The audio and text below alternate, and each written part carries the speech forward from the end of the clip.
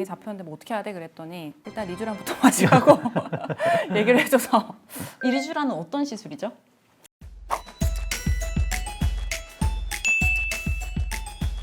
네, 안녕하세요.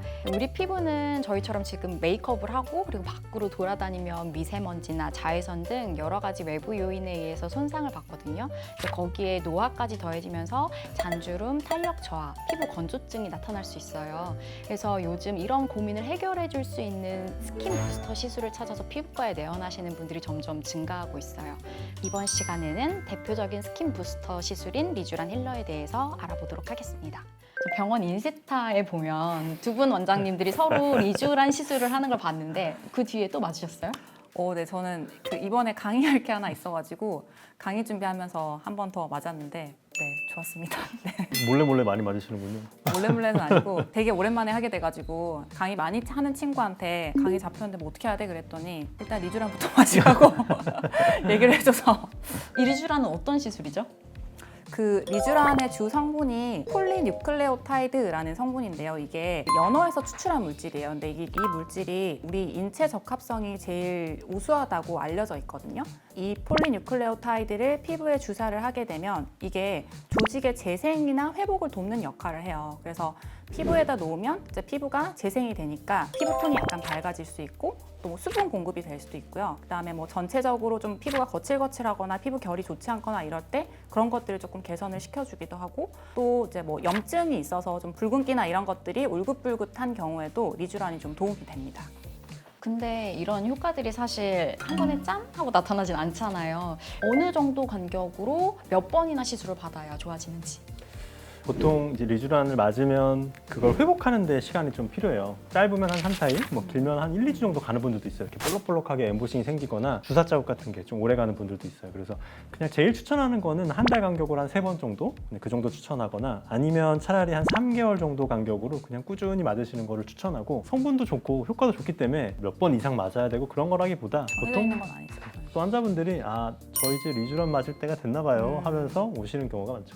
이렇게 효과만 들었을 때는 사실 너무 좋은 시술인 것 같은데 시술 부작용은 없을까요? 뭐 부작용이라기보다는 좀 전에 말씀해 주셨는데 피부가 이렇게 볼록볼록하게 튀어나오는 보통 엠보싱 현상이라고 많이 표현을 하는데 그런 게 생길 수 있거든요. 부작용은 아니고 뭐 적절한 층의 리쥬란이 잘 주사가 돼서 나오는 현상이기 때문에 뭐 시간이 지나면 다 해결이 되는 현상이어서 뭐 크게 걱정할 부분은 아니고요. 이게 또 주사다 보니까 주사 자국이랑 멍이 생길 수 있고 또 되게 드물긴 한데 알러지 반응이 생길 수도 있다라는 게 보고가 있긴 한데 저는 아직은 경험은 해보진 못했고요. 맞아본 분들은 아시겠지만 이게 좀 자국이나 이런 것들이 좀 오래 갈 수 있어서 일정 같은 걸 고려를 해서 시술을 받으시는 게 좋기는 합니다. 뭐 당장 뭐 다음 주, 그 다음 주에 뭐 결혼식이다 안 이러면 돼요. 사실 안 되는 거잖아요. 그러니까 저 같은 경우에는 맞고 나서 바로 다음날 출근할 때 메이크업 했을 때 거의 티가 안 나는 정도기는 했는데 뭐 제 친구 같은 경우는 한 일주일 정도 되게 막 울긋불긋하고 자국도 있고 했거든요. 그래서 이제 충분히 시간을 두고 하시는 게 좋죠.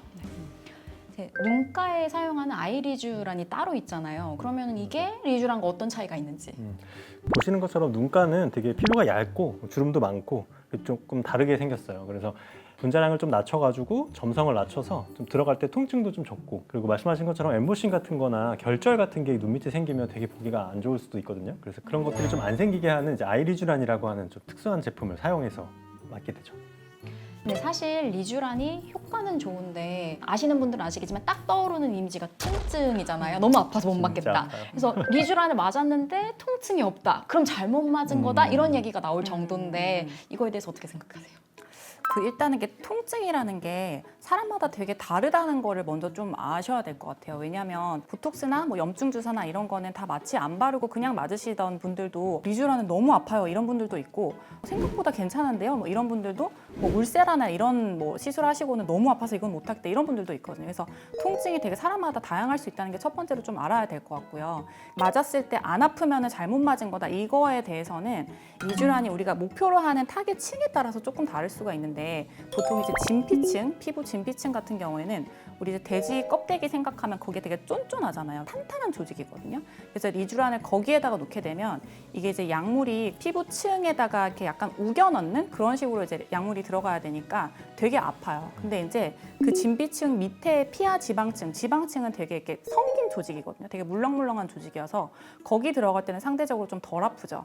통증에 따라서 좀 잘못 낫느냐 아니냐 뭐 이런 얘기가 좀 나오는 것 같은데 사실은 그게 꼭 뭐 절대적인 건 아니고 예를 들면 어떤 목적에 따라서 나는 이렇게 좀 엠보싱 현상이 좀 빨리 가라앉게 그렇게 시술을 받고 싶다 하는 경우에는 일부러 피하 지방층에 놓을 수도 있거든요. 왜냐하면 두 층이 어차피 붙어 있기 때문에 확산이 어느 정도 돼요. 그래서 꼭 그게 절대적인 기준은 아닌 것 같아요.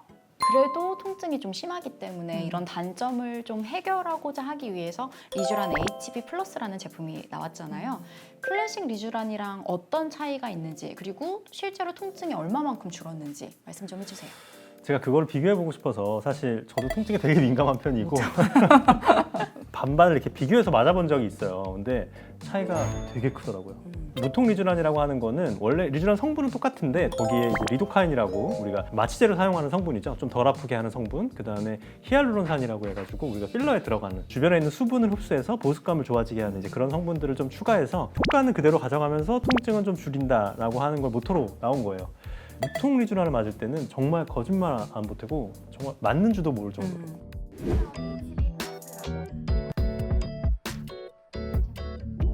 전혀 안 아파요.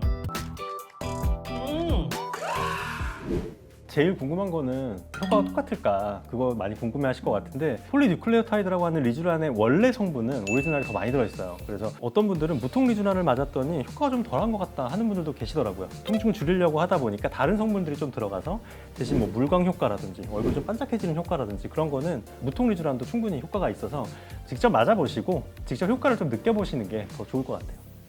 이제 이런 리쥬란을 피부에 주입할 때 손으로 주사하는 방법이 있고 이제 인젝터를 사용하는 맞아요. 방법이 있는데 원장님들은 어떤 걸 더 선호하시는지. 사실 예전에는 당연히 손으로 주사하는 거였어요. 그래서 저는 그냥 손으로 하는 거를 더 선호하는 편이기는 한데 인젝터로 할 때 장점은 통증이 좀 덜해요. 그리고 항상 균일하게 들어가기 때문에 약간 우리가 예측할 수가 있는데 손으로 하는 거는 제가 아무리 잘해도 미세한 차이가 있을 수 있고 또 어떤 부분은 좀 더 아프게 느끼시기도 하더라고요. 손으로 하는 거의 제일 큰 장점은 주사 로스가 좀 적다는 거죠. 아시다시피 리쥬란이 되게 비싼 주사라서 한 방울 한 방울 되게 아까워요. 그리고 개인적인 느낌인데 손으로 하지 않으면 마치 정성이 좀 한 스푼 적게 들어간 것 같은 뭔가 그런 느낌? 처음 오시는 분들이 물어보시면 이번에는 손으로 맞아보시고 다음번에는 인젝터로 맞아보시고 비교해보시고 하셔도 좋다 이렇게 설명드리고 리쥬란은 극찬하시는 분들은 또 엄청 좋다. 반면에 어떤 분들은 사실 효과를 잘 모르겠다. 이런 분들이 조금 맞아요. 많잖아요. 원장님이 생각하셨을 때 리쥬란이 이런 사람한테 좀 더 좋은 것 같다. 뭐 이런 게 있을까요?